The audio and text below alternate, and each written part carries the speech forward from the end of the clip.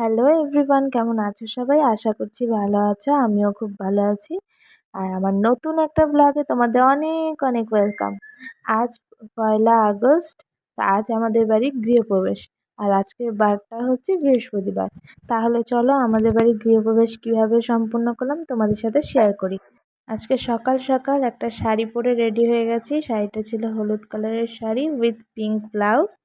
আর গলায় পরেছি একটা সুন্দর চকার, যেটা আমাকে সাগর ধানতেরাসে গিফট করেছিল। আর কানেরটা পরেছি আমার বিয়ের কানের। এদিকে দেখো সব কিছু রেডি করে নিয়েছি ব্যাগের মধ্যে, আর এইগুলো নিয়ে যাব শালবাড়িতে, মানে আমাদের নতুন বাড়িতে। আর এদিকে গাড়িতে কিন্তু তেল ভরা ছিল না, তাই এখন মনে পড়েছে তেল ভরার কথা। তাই সাগর তেল ভরছিল। এই দেখো, এটা আমাদের নতুন বাড়ি। বাড়িটা কেমন হয়েছে কমেন্টে জানিও, কিন্তু অবশ্যই জানাবে। আর বাড়িটা বানানোর সমস্ত ক্রেডিট কিন্তু আমার শ্বশুরমশাইয়ের। আর সামনে এই দেখো দুটো কলা গাছ লাগানো হয়ে গেছে। আর এদিকে ঠাকুরমশাই স্বস্তিক চিহ্ন এঁকে দিয়েছে, এখানেও এঁকে দিয়েছে, আবার সামনেও গেটের সামনেও এঁকে দিয়েছে। আর এই দেখো আমাদের সব কিছু যোগাযন্ত্র।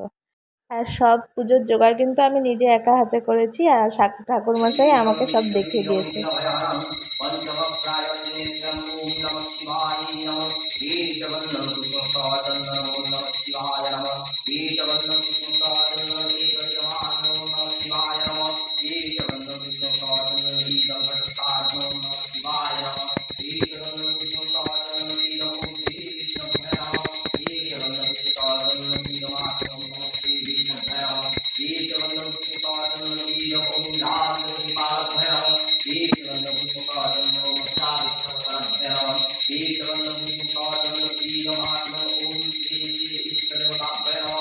আমাদের বাড়িতে যেহেতু লক্ষ্মীর ঘট বসানো ছিল না, তাই নারায়ণ পূজার সাথে সাথে লক্ষ্মীর ঘটও বসিয়ে নিয়েছিলাম।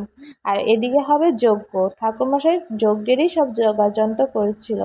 আমাকে ঠাকুরমশাই যা যা লিস্টে দিয়েছিল আমি সবই এনেছি, কিন্তু পাট কাঠি আনতে ভুলে গেছিলাম।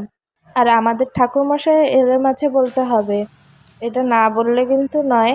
অন্য ঠাকুরমশাই হলে খুব বকা দিত, কেন আনেননি, কিন্তু এখানে আমাদের যে কোনো মতে ম্যানেজ দিয়েই দিল।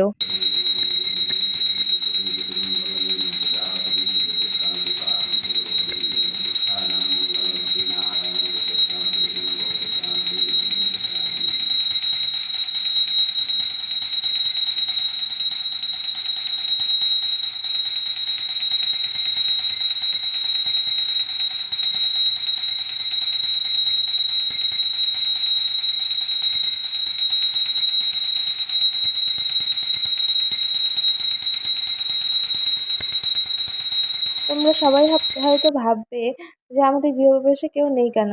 তার কারণ হলো আমাদের সামনের ঘরগুলো এখনো কমপ্লিট হয়নি, সেজন্য তখন সবাইকে বলা হবে। আর এখন জাস্ট পুজো করে আমাদের ঘরে ঢোকা হলো। যজ্ঞ এখন শেষের পথে। এদিক ওদিক যোগাযন্ত্র করতে করতে একা হাতে পুরো ভিডিওটা করা হয়ে ওঠেনি। যেটুকু ভিডিও করেছিলাম তোমাদের সাথে শেয়ার করলাম। আশা করছি তোমাদের ভালো লাগবে।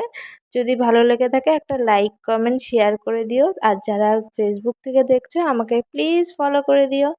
আজকের ভিডিওটা তাহলে এখানেই শেষ করছি। টাটা।